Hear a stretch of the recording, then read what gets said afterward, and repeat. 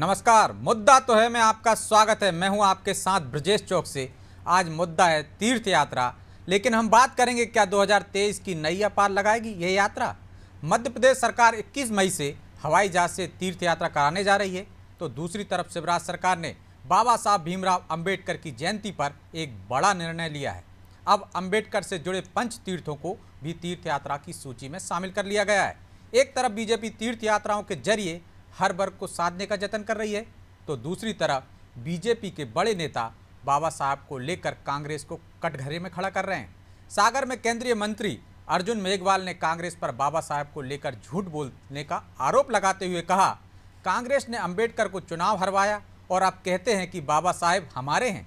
इस पर कांग्रेस ने पलटवार करते हुए कहा है कि सरकार की घोषणाएं सिर्फ दिखावटी है, लेकिन सवाल यह है क्या संत रविदास से लेकर अंबेडकर तक के लिए अनेक कदम उठाकर शिवराज सरकार ने दलितों के बीच बढ़त हासिल कर ली है, और कांग्रेस कहां चूक कर गई जिससे दलितों के बीच लगातार उसकी पकड़ कम होती जा रही है। यह जानने की कोशिश करेंगे, लेकिन पहले देखिए यह रिपोर्ट।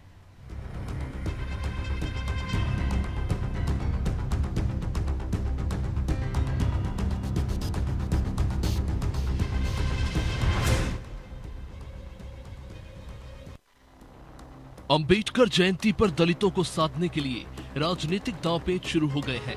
एक तरफ अंबेडकर की जन्मस्थली महू में राज्यपाल Mangu Bhai Patel, CM Shivraj, PCC chief Kamal Nath ने अंबेडकर को नमन किया। वहीं यूपी से सपा प्रमुख अखिलेश यादव भी महू पहुंचे। उधर अंबेडकर जयंती पर जब कांग्रेस ने मुख्यमंत्री को ट्वीट करके उनकी 6 साल पुरानी घटना याद दिलाई, तो मुख्यमंत्री शिवराज सिंह चौहान ने अवकाश के दिन आदेश जारी करके अंबेडकर से जुड़े 5 स्थलों को तीर्थ दर्शन योजना में शामिल करने की घोषणा कर दी। सीएम के कहने पर छुट्टी के दिन ही धर्मस्व विभाग को पंच तीर्थ को तीर्थ दर्शन योजना में शामिल करने का आदेश जारी करना पड़ा। सीएम शिवराज यही नहीं रुके, उन्होंने महू पहुंचकर अपने संबोधन के दौरान ही मंच पर महू में धर्मशाला के लिए जमीन अधिग्रहण की मंजूरी के कागज सौंप दिए और एक तरह से कांग्रेस के नहले पर दहला मार दिया। सीएम ने अपनी घोषणा में बाबा साहब अंबेडकर की शिक्षा भूमि लंदन को भी पंच तीर्थ के तहत तीर्थ दर्शन योजना में शामिल करने का जिक्र किया था, लेकिन धर्मस्व विभाग के आदेश में लंदन को 5 स्थानों में नहीं जोड़ा गया। इसकी जगह विभाग ने पंच तीर्थ में संत रविदास मंदिर वाराणसी को जोड़ा है। सीएम ने कहा कि हम बाबा साहब के जीवन से जुड़े स्थानों को पंच तीर्थ बनाएंगे। मित्रों, आज भारत के संविधान निर्माता भारत रत्न डॉक्टर बाबा साहब अंबेडकर की जयंती है। मैं उनके चरणों में प्रणाम करता हूं और हमने ये फैसला किया है कि पंच तीर्थ जन्मभूमि महू, शिक्षा भूमि लंदन, दीक्षा भूमि नागपुर, महापरिनिर्वाण भूमि दिल्ली और चैत्य भूमि जहाँ अंतिम संस्कार हुआ मुंबई। मुझे कहते हुए गर्व है कि महू में अगर बाबा साहब का स्मारक बनाने का सौभाग्य मिला तो हमें मिला। मध्य प्रदेश का ये सौभाग्य है कि हमने तय किया है कि इन पंच तीर्थ को हम मुख्यमंत्री तीर्थ दर्शन योजना के अंतर्गत जोड़ रहे हैं। हमने जोड़ दिया है। पंच तीर्थ में से एक तीर्थ है लंदन, तो 5 तीर्थों को तो डॉक्टर बाबा साहब अंबेडकर के जीवन से संबंधित है, तीर्थ यात्रा के अंतर्गत जोड़ा जा रहा है। कांग्रेस ने पंच तीर्थ की घोषणा पर कटाक्ष करते हुए कहा कि हम ऐसी घोषणा नहीं करते जिस पर अमल न हो। महू में जो राजनीतिक बीजेपी के नेताओं का जमावड़ा है, हम लोग उस तरह की नौटंकी नहीं करते हैं। बाबा साहब संविधान के रचयिता हैं, हमारी आत्मा में बसे हुए हैं। हम उनके नाम पर कोई झूठी घोषणा नहीं करते हैं, कोई नौटंकी नहीं करते हैं। जैसे कि शिवराज जी ने सुबह घोषणा की कि पंच तीर्थार्थ में लंदन भी शामिल किया गया और 1 घंटे बाद सरकारी आदेश में लंदन का नाम हटा दिया गया। तो शिवराज जी, कम से कम संविधान के रचयिता के साथ तो खिलवाड़ मत कीजिए।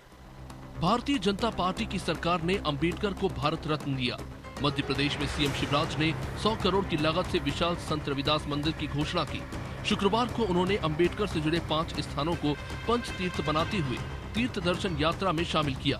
महू में धर्मशाला के लिए जमीन मंच से ही सोसाइटी को सौंप दी। देखा जाए तो भाजपा दलितों के करीब जाने की जितनी कोशिश कर रही है उतनी किसी दूसरे राजनीतिक दल ने नहीं की। भाजपा ने घोषणा करने के साथ साथ दलितों के बीच में बहुत काम भी किया है। दलितों के बीच पकड़ बनाने के मामले में भाजपा कांग्रेस सहित बाकी दलों से बहुत आगे निकल चुकी है। ब्यूरो रिपोर्ट, अनादि टीवी।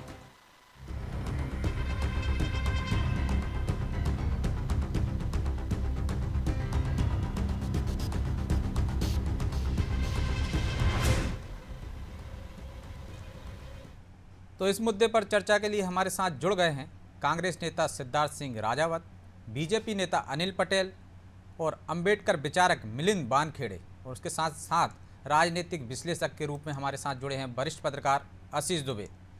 सभी का बहुत बहुत स्वागत है।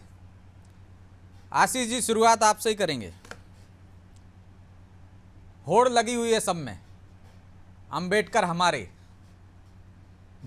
क्या आपको लगता है कि कांग्रेस चूक कर गई, बीजेपी इसमें बाजी मार ले गई?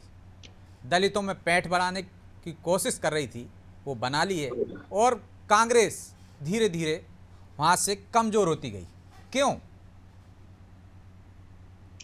देखिए, अगर हम मध्य प्रदेश के संदर्भ में बात करते हैं तो पिछली बार जो अगर हम इस पैठ को वोटों से देखते हैं तो पिछले चुनावों में कांग्रेस को इन क्षेत्रों में ज्यादा सफलता मिली थी बनिस्बत भाजपा की, अगर इसको इस पैमाने पे नापा जाए। दूसरी बात यह है कि अभी हाल के दिनों में भाजपा ने जिस तरह से पिछले लगभग 1-1.5 साल से दलित और आदिवासी वर्ग के बीच एक लंबा कैंपेन चलाया है उनके उत्थान के लिए या उनकी योजनाओं के लिए, तो उसके जो रिजल्ट हैं, अगर उसको भी हम सियासी रूप से देखें या वोटों के गणित में देखें तो वो आना अभी बाकी है, क्योंकि जब 7-8 महीने बाद चुनाव होगा तो समझ आएगा। तो बेसिक इसमें फर्क ये है कि एक हमें इसको यूं भी देख सकते हैं कि एक बात है कि इसको राजनीतिक दल जो है सियासी लाभ और हानि से देखते हैं, जबकि इसको सामाजिक बदलाव या सामाजिक उत्थान के नजरिए से देखा जाना चाहिए जी।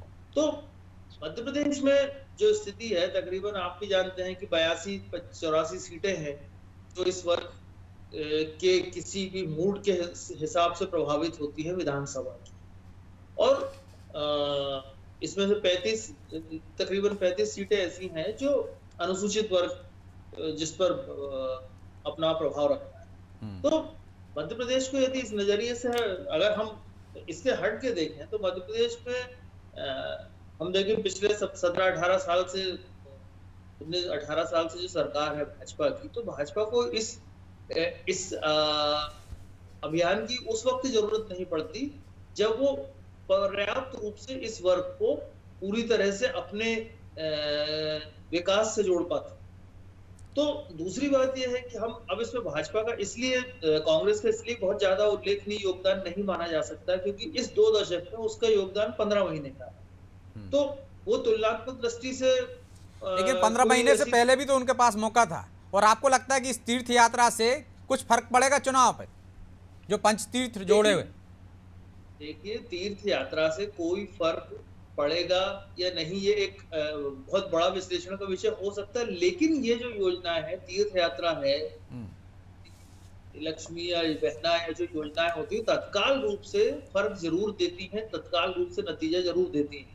दीर्घकालीन जब इसका तुलना अध्ययन किया जाता है तो बहुत सारी चीजें दूसरी भी इसमें फैक्टर उभर सकते हैं, लेकिन तात्कालिक रूप से ये योजनाएं बिल्कुल किसी भी सियासी दल को किसी न किसी प्रतिशत से किसी न किसी रूप में थोड़ा या ज्यादा योगदान जरूर देती। ठीक है, तो कांग्रेस से हमारे साथ जुड़े हुए हैं संतोष परिहार जी। परिहार साहब, आपका भी बहुत बहुत स्वागत है। पहले सिद्धार्थ जी जुड़ने वाले थे लेकिन किसी कारणों से वो नहीं जुड़ पाए। मैं आऊँगा आपके पास संतोष जी। अनिल पटेल जी, दुबे जी कह रहे हैं कि कोई ज़्यादा फर्क पड़ता नहीं है, और जो पिछले चुनाव के वो परिणाम बता रहे हैं तो आपको उन सीटों पर नुकसान ही हुआ था, लेकिन तत्काल लाभ मिलता है, इसलिए आपने इतनी समय लगा दिया। कांग्रेस कह रही है कि सुबह आपने घोषणा की, 6 साल बाद अब अमल कर रहे हैं, आज आपने आदेश जारी किया है, तो तत्काल लाभ के चक्कर में अब तक रोके रहे, जमीन भी आज ही दी। देखिए, भारतीय जनता पार्टी जो है कि चुनावी लाभ लेने के लिए काम नहीं करती है। हमारा मंत्र जो है सबका साथ, सबका विकास, सबका प्रयास और सबका विश्वास, ये रहा है। और अंतिम पंक्ति में बैठे को कैसे लाभ, इन सब चीजों पे हमारा फोकस रहता है। और निश्चित तौर से मानिए कि कोई कुछ भी कहे, लेकिन भारतीय जनता पार्टी ने ही पंच तीर्थों का विकास किया था।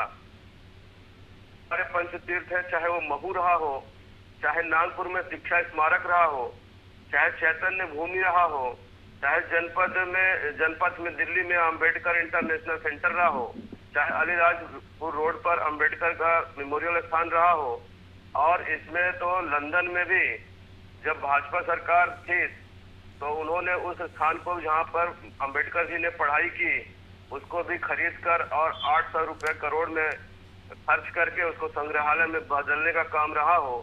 ये सभी काम पिछले 60-70 साल में कांग्रेस तो नहीं कर पाई, या कोई अन्य दल जो रहे हैं, चाहे सपा रही हो या कोई और रहा हो, उन्होंने तो उनके विचार में भी ये नहीं आया, उसको सोच भी नहीं पाए। तो ये समस्त चीज काम करने का काम भारतीय जनता पार्टी ने किया है। और हमने इसलिए नहीं किया है कि वोट बैंक की राजनीति हमें करनी थी। हमारे तो हमारे एजेंडे में है कि जो हमारे महापुरुष हैं, और आपने देखा है कि हम तो पटेल साहब की भी सबसे बड़ी स्टेच्यू ऑफ यूनिटी, ऐसी प्रतिमा को भी स्थापित करने का काम किया है। तो सिर्फ हमको इससे वोट का लाभ मिले इसका हम विचार नहीं करते हैं। हम तो अल्पसंख्यक समाज से भी, जैसे अपने एपीजे अब्दुल कलाम रहे हैं, उनको भी अगर प्रतिभाशाली कोई व्यक्ति है तो उनको भी राष्ट्रपति बनाने का काम किया है। तो देखिए, हम इस पर विचार नहीं करते हैं इसका हमें क्या लाभ होगा या नहीं होगा, हम अपनी विचारधारा पे काम करते हैं। तो संतोष जी, वो तो विचारधारा पे काम करती है बीजेपी, वोट का लाभ नहीं देखती है, लेकिन कांग्रेस क्यों नहीं कर पाई? 60-70 सालों में आप चाहते तो कर देते। पंचतीर्थ का विकास उन्होंने किया है, तीर्थ यात्रा में उन्होंने जोड़ा है, और अर्जुन मेघवाल तो उससे आगे बढ़ के कह रहे हैं कि आप झूठ बोलते हैं कि अंबेडकर हमारे हैं। 52-53 में आपने उनको चुनाव हरवाया, उनको जगजीवन राम को आगे बढ़ाया उनकी जगह अंतरिम सरकार में। और ये भी कहा उन्होंने कि भंडारा से जब चुनाव लड़ रहे थे तब उनके एजेंट दंतोपंथ ठेगड़ी थे। तो वो तो आरोप लगा रहे हैं दो तरह से। एक तरफ विकास कर रही है उन क्षेत्रों का जो अंबेडकर के पंचतीर्थ हैं बीजेपी सरकार, और आप पर आरोप लगा रही कि आप अंबेडकर के खिलाफ थे, क्योंकि वो आपकी आलोचना करते थे। 370 का भी उन्होंने विरोध किया था। ऐसा है ब्रजेश जी कि आरोप लगाने से और झूठ बोलने से थोड़ी कुछ होता है। झूठ तो कुछ भी बोल दो। साहब अम्बेडकर जी ने संविधान लिखा है, पूरे उसके संविधान की रक्षा के लिए पूरे देश में सब लोग लगे हुए हैं। ये संविधान की कैसी धज्जियां उड़ा रहे हैं दिख ही रहा है वो तो। और जहाँ तक तीर्थ स्थान की आपकी जानकारी दुरुस्त कर दूं कि माननीय कमलनाथ जी के समय भी तीर्थ उस पर गए थे, यात्रा पे, सरकार के उससे। और अम्बेडकर और जहाँ तक समाज की दर्शन में, हाँ, तीर्थ दर्शन में गए थे, कमलनाथ जी के समय भी गए थे 15 महीने। और आप जो, और इसमें जो है पुराने समय से लेके अभी तक जो है कांग्रेस ने बहुत विकास काम किए हैं। और अंबेडकर जी के चारों तरफ से जो है, इनको तो क्या है झूठ बोलने, कुछ भी झूठ बोलने में क्या जा रहा है। इस समय जो अंबेडकर जी की संविधान की प्रतियां कौन जलाता है? इन्हीं के लोग जलाते हैं। ये क्या बात करेंगे? और ये सब चीजें जनता देख रही है। इवेंट से और लोगों को बरगलाने से अगर कुछ होने लगे तो वो तो पहले भी इनने बहुत बरगलाने की कोशिश करी थी। तो सब जनता जान रही है, जनता देख रही है। और आने वाले समय में जो इसका रिजल्ट मालूम पड़ेगा। ये तो लूट की सरकार है, ठगों की सरकार है, बैठे हुए हैं, ठग रहे हैं पूरी तरीके से।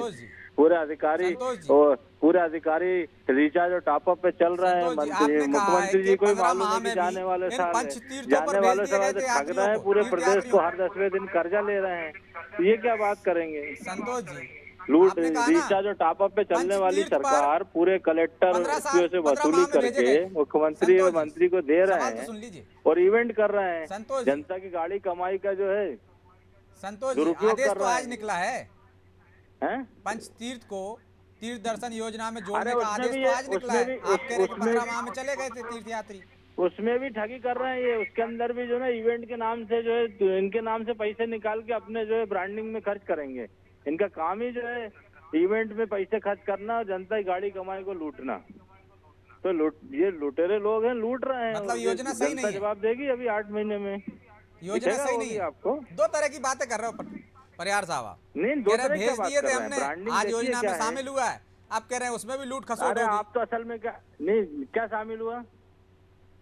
पंचतीर्थ आपने शामिल किए थे क्या? ब्रजेश भाई, इनने इवेंट के नाम पे करोड़ों रुपए खर्च कर रहे हैं, ये ब्रांडिंग के नाम से खर्च कर रहे हैं और खुद की ब्रांडिंग कर रहे हैं। जनता क्या फायदा हो रहा है उससे?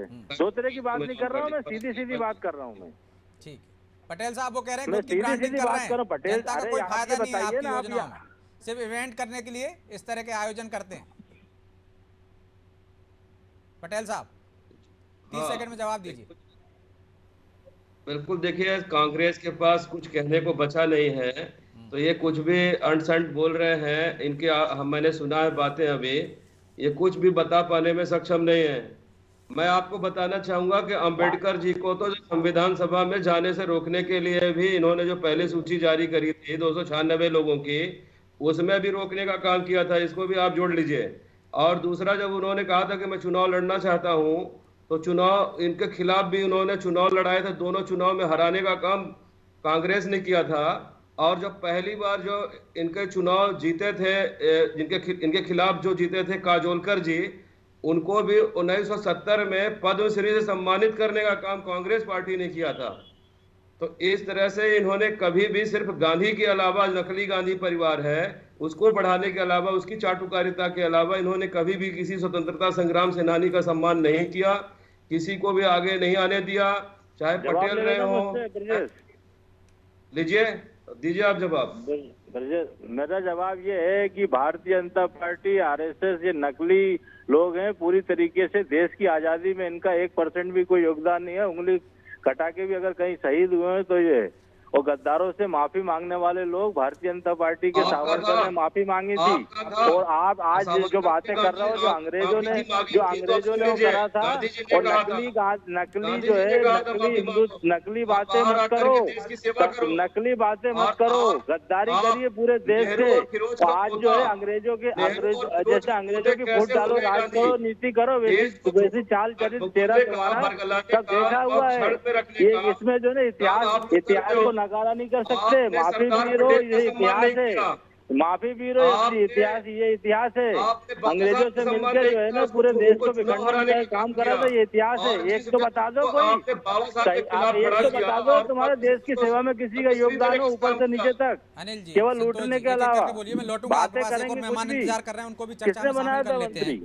मिलिंद वानखेड़े जी, हम दो, आपको भी लगता है दो लोग दोनों सरकारों में वाले बीजेपी ने बेहतर किया है या कांग्रेस ने बेहतर कर रही थी पहले अम्बेडकर सर, और अभी उनके ऐसा अनुयायियों के है, लिए? आज आपने जो डिस्कस डिबेट रखा हुआ है, और ये डिस्कस डिबेट जो आज कर रहे हैं बीजेपी और कांग्रेस के बीच में, बाबा साहब को मुझे ऐसा लगता है कि आप अपनी ओर खींचने का प्रयास कर रहे हैं। लेकिन जो असली बाबा साहब का जो आइडियोलॉजी है, जो विचार है, वो जनता तक पहुंचाया ही नहीं जा रहा है। प्रियम्बल ऑफ द कॉन्स्टिट्यूशन क्या कहता है? 3-4 वर्ड ही है उसमें, स्वतंत्रता, समता, बंधुत्व और न्याय पर आधारित देश और समाज की रचना। इस पर कौन सी पार्टी काम कर रही है? वो क्राइटेरिया ऑलरेडी दिया हुआ है संविधान में। क्या उस पर कोई ऐसी योजना बनी? अभी आप देखेंगे एबोलिशन ऑफ अनटचेबिलिटी, जो आर्टिकल 17 है, तो क्या छुआछूत की घटनाएं रुकी? क्या एट्रोसिटी रुकी? ये मूलभूत सवाल है। अब रही बात पंचतीर्थों की है, यहाँ की है, ये तो वोटों की राजनीति है, लुभाने के लिए ताकि आए। और रही बात, अगर आप पिछली बार जा रहे हो बाबा साहब के संविधान सभा में पहुंचने की, तो बात सही है। उस समय तो बीजेपी का आगमन नहीं हुआ था, उसमें संघ का भी नहीं था, तो वो चीजें हुई। ये तो एक दूसरे के पूरक है। लेकिन तीसरा जो पक्ष है सबसे बड़ा, जिसको हम लोग बहुजन समाज बोलते हैं, श्यामा प्रसाद मुखर्जी ने विरोध किया था जब अंबेडकर जी के खिलाफ कांग्रेस ने उम्मीदवार उतारा था। तब नेहरू से कहा था कि एक विद्वान व्यक्ति के खिलाफ आपने उम्मीदवार क्यों उतार रहे हैं? तो नेहरू जी का कहना था कि वो हमारे आलोचक हैं, हम उनके खिलाफ मैदान में उम्मीदवार उतारेंगे। मैं उस बात का, इतिहास में बहुत ज्यादा बातें, घटनाक्रम हुए, उस बात का आज केवल अपना बेनिफिशियरी ये लेने के लिए बात करते हैं। लेकिन अगर मैं एक बात उससे आगे की जोड़ दूं, तो तत्कालीन समय में बात हुई थी। लेकिन डॉक्टर बाबा साहब आम्बेडकर जब संविधान सभा में गए, तो जो आज वर्तमान पूरी पाकिस्तान था, पहले भी जो बांग्लादेश में है, जो 4 डिस्ट्रिक्ट थे मुस्लिम लीग के माध्यम से पहुंचे थे। उस समय कांग्रेस ने क्या घोषणा की थी, जो सरदार वल्लभ भाई पटेल उनके लिए बोले, डॉक्टर अंबेडकर के लिए दरवाजे तो छोड़ो खिड़कियां भी बंद है, ये स्टेटमेंट दिया था। लेकिन उसी समय डॉक्टर बाबा साहब अम्बेडकर ने जब राउंड टेबल कॉन्फ्रेंस का जो बात हुई थी तो उन्होंने कहा था मेरी भूमि कहाँ है, एक तो जिन्ना ने ले ली, एक गांधी ने ले ली, मेरा पक्ष कहाँ है। तो उसी समय बाबा साहब ने घोषणा किया था मैं ऐसे किसी संविधान को मान्यता नहीं दूंगा जो हमारे पक्ष की बात नहीं करेंगे। तो मजबूरी में फिर लिया गया, फिर चुनवा के भेजा गया, ये भी एक इतिहास है। तो अब आपको क्या लगता है कि अब कोई सब पार्टी बेहतर कर रही मुझे है? लगता है कि देखो, टीका टिप्पणी की बजाय हमारे पास सर्वोच्च संविधान है, दुनिया की जो सबसे बड़ी टॉपेस्ट यूनिवर्सिटी है, उन यूनिवर्सिटी ने डॉक्टर बाबा साहब अम्बेडकर को केवल भारत ने तो भारत रत्न नहीं दिया है, सिंबल ऑफ नॉलेज। वर्ल्ड के ऐसे 3 स्टूडेंट हैं, उन्होंने से बाबा साहब के भी एक थे जिन्होंने दुनिया में परिवर्तन लाया। तो आज उनके उस दिशा में वो ऐसे व्यक्तित्व की हम लोग चर्चा करें, उससे क्या लाभ ले, बजाय खाली पॉलिटिकल एंगल से देखने के, वोटों की राजनीति से देखने के बजाय कंस्ट्रक्टिव काम की ओर अगर हम देखेंगे तो क्या है, हमारे पास जो कॉन्स्टिट्यूशन में सब लिखा हुआ उस पर केवल इंप्लीमेंट करने की जरूरत है। और कोई भी पार्टी इंप्लीमेंट करेगी तो टीका टिप्पणी की जरूरत नहीं पड़ेगी। ठीक है, तो पटेल अब साहब रही बात लोकतंत्र के अंदर सर, ठीक है, भागीदारी की बात है, भागीदारी की जो बात है, अब मान के चलो यहाँ जितने भी शेड्यूल कास्ट शेड्यूल ट्राइब पे 132 मेंबर ऑफ पार्लियामेंट है, आप देखते हम भी देखते, मैं किसी पार्टी की बात नहीं कर रहा, जो भी पार्टी से चुन के जाते हैं, क्या वो अपना पक्ष रख पाते हैं, क्या वो चीजों को रख पाते हैं, नहीं रोक पाते। ठीक है, स्वयं बाबा साहब अम्बेडकर ने कहा। देखिए अनिल जी जवाब दीजिए, वो कह रहे हैं कि आज की तारीख में भी पक्ष नहीं रख पाते हैं, क्या वैसा व्यवहार हो रहा है, छुआछूत बंद हो गई क्या आज भी? बाबा साहब ने ऐसा मजबूत संविधान दिया है और उस संविधान में सबको अपनी बात रखने का अधिकार है। निश्चित तौर से मानता हूं कि सब अपनी बात रख रहे हैं, और संवैधानिक संस्थाएं हों, चाहे वो विधानसभाएं हों, चाहे लोकसभाएं हों, और सबको अपनी बात रखने की आज़ादी है, चाहे वो मीडिया के बीच में जाके रख सकते हैं। ये संविधान की मूल भावना है, किसी को भी अपना बात रखने की आज़ादी है। तो मैं तो नहीं मानता हूं कि आज़ादी नहीं है।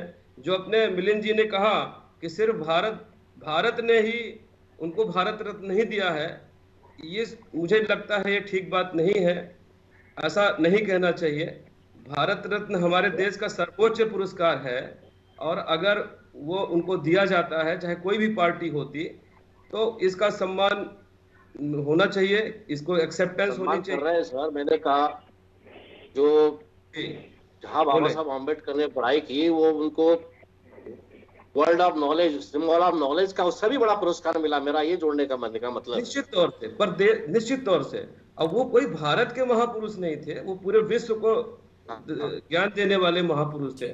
उन्होंने कहा था, अंग्रेज ने तो उन्होंने लालच भी दिया कि आप अगर चाहें तो आप तो एक नया देश ले सकते हैं, लेकिन इस चीज को कोट करना चाहिए कि अंबेडकर जी ने कहा नहीं, मैं भारत देश के लिए ही काम करूंगा, और भारत देश में ही हम और हमारे लोग रहेंगे, और इसी देश को हम ऐसा बनाएंगे कि सबको अधिकार इसमें मिलेगा। मैं आपको फिर बताना चाहूंगा कि भारतीय जनता पार्टी, कांग्रेस ने जो किया या नहीं किया, कुछ किया ही होगा या कुछ नहीं भी किया होगा, लेकिन हम क्या कर रहे हैं, क्या सोचते हैं, हमारी आइडियोलॉजी है, मैं जरूर बताना चाहूंगा।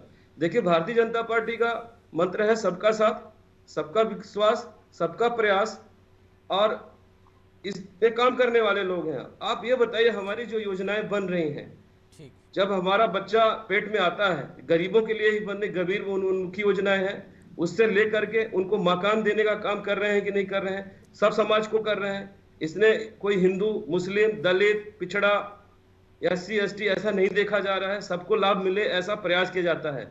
हमारी तो आइडियोलॉजी है साहब कि सिर्फ पैसे देकर के किसी को चाहता हूं, क्योंकि समय की बात है, इसलिए चर्चा को यहीं विराम देना होगा। आप सभी साथियों का बहुत बहुत धन्यवाद। तो अंबेडकर जी को वोट के लिए उपयोग ना करके उनने जो संविधान बनाया है, उनके जो विचार थे, उनको फॉलो करना चाहिए। लेकिन सियासत है, उसमें हर काम में वोट की राजनीति भी देखी जाती है, इसीलिए पक्ष और विपक्ष आरोप प्रत्यारोप लगाते हैं। लेकिन यदि अंबेडकर जी का सही से अनुसरण किया जाए, उनके नियमों को, उनके संविधान का सही से पालन किया जाए, तो ऐसी चर्चा की जरूरत ही नहीं। बहरहाल मुद्दा तो है। मैं इतना ही, मुझे दीजिए इजाजत और आप देखते रहिए अनादि टीवी। नमस्कार।